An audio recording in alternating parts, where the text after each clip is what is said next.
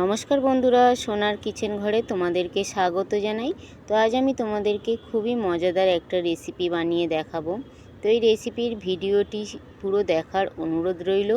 আর রেসিপিটি যদি ভালো লাগে কমেন্ট করো, লাইক শেয়ার সাবস্ক্রাইব করে আমার পাশে থেকো।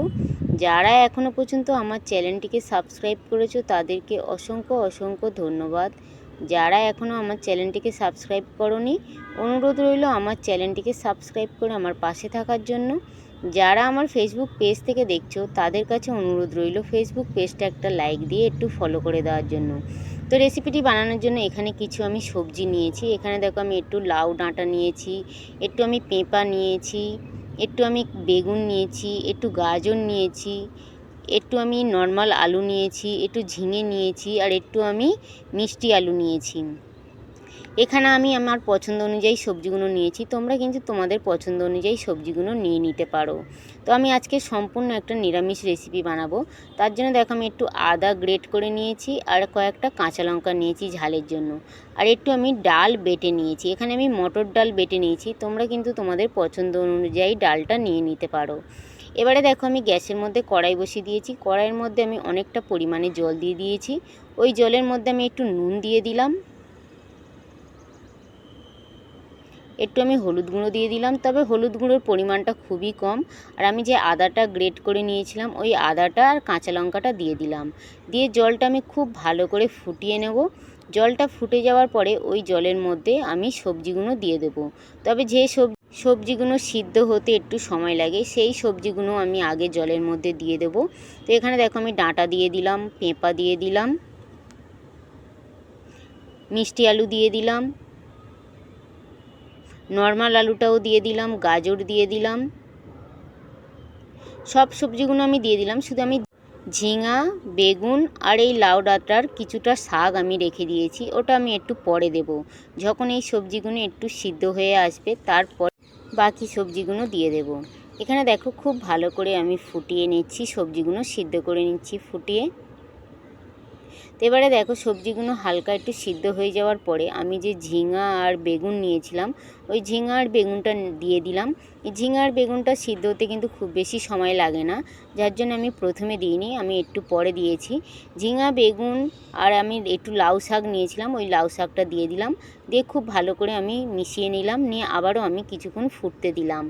দেওয়ার পরে দেখো এখানে আমি যে ডালটা বেটে নিয়েছিলাম ওই ডালের মধ্যে আমি একটু নুন দিয়ে দিলাম। দিয়ে খুব ভালো করে হাত দিয়ে আমি মাখিয়ে নেব।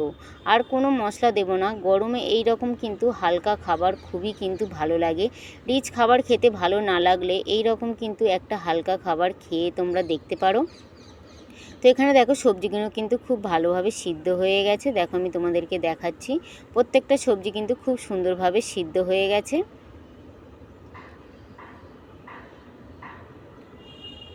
সবজিটা সিদ্ধ হয়ে যাওয়ার পরে আমি গ্যাসটা একদম কমিয়ে দিয়েছি। দেওয়ার পরে দেখো আমি যে ডালটা নিয়েছিলাম ওই ডালটা আমি এইভাবে ছোট ছোট করে বড়ার শেপে আমি দিয়ে দিলাম। তো আজ আমি বানাবো জল বড়া। এই জল বড়ার রেসিপিটা গরম গরম ভাতের সঙ্গে খেতে কিন্তু দুর্দান্ত লাগে। তো এইভাবে দেখো একদম কিন্তু গ্যাসটা কমিয়ে এইভাবে বড়াগুলো দিতে হবে, ছোট ছোট আকারে দিতে হবে।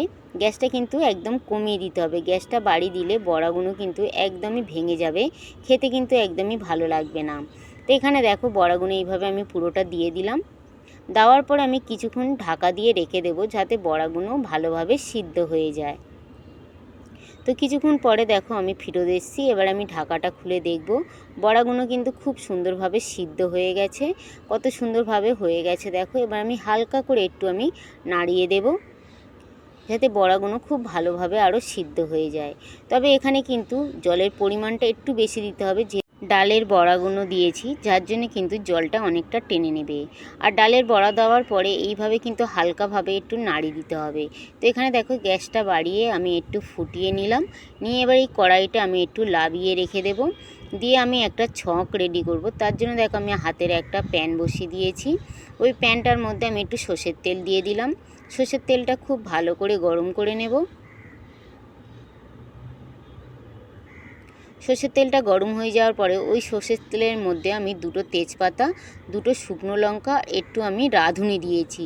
এই রাঁধুনিটাকে অনেকে চন্দুনি বলে, তো এই রাঁধুনিটা আমি দিয়ে দিয়েছি। তোমরা কিন্তু তোমাদের পছন্দ অনুযায়ী ফোড়নটা দিয়ে দিতে পারো। কালো গোটা জিরে, 5 ফোড়ন, তোমাদের পছন্দ অনুযায়ী ফোড়নটা তোমরা দিয়ে দিতে পারো। তো এখানে দেখো আমি একটু, যেহেতু এটা একটা নিরামিষ রেসিপি, একটু হিং না দিলে খেতে কিন্তু ভালো লাগে না, যার জন্য আমি একটু হিংও দিয়ে দিলাম।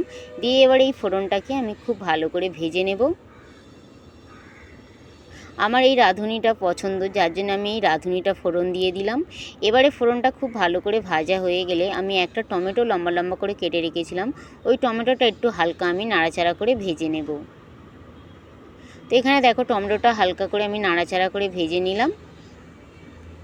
ভেজে নেওয়ার পরে আমি যে জল বড়াটা বানিয়েছিলাম, ওই জল বড়া সবজির মধ্যে আমি ফোড়নটা দিয়ে দিলাম।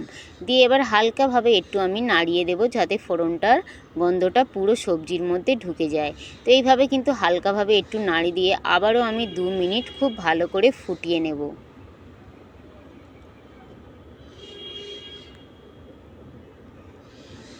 ফোড়নটা দেওয়ার পরে 2 মিনিট খুব ভালো করে ফুটিয়ে নেব। তো এখানে দেখো খুব ভালোভাবে ফুটে গেছে। এবারে কিন্তু আমার এই জল বড়ার রেসিপিটা কিন্তু পরিবেশন করার জন্য রেডি হয়ে গেছে। এবার আমি গ্যাসটা বন্ধ করে দেব, দিয়ে আমি পরিবেশন করে দেব গরম গরম ভাতের সঙ্গে। তো এখানে দেখো আমার পরিবেশন করে দিয়েছি, আর কত সুন্দর দেখো দেখতে লাগছে, আর খেতেও কিন্তু দুর্দান্ত হয়েছিল। একদম মশলা ছাড়া একটা নিরামিষ রেসিপি, খুবই ভালো লাগছিল খেতে। তো তোমরাও একবার হলেও এই রকম জল বড়া বানিয়ে দেখতে পারো। আশা করি ছোট থেকে বড় সবাইয়ের কিন্তু ভীষণ ভীষণ ভালো লাগবে, আর এটা একটা হেলদি খাবার।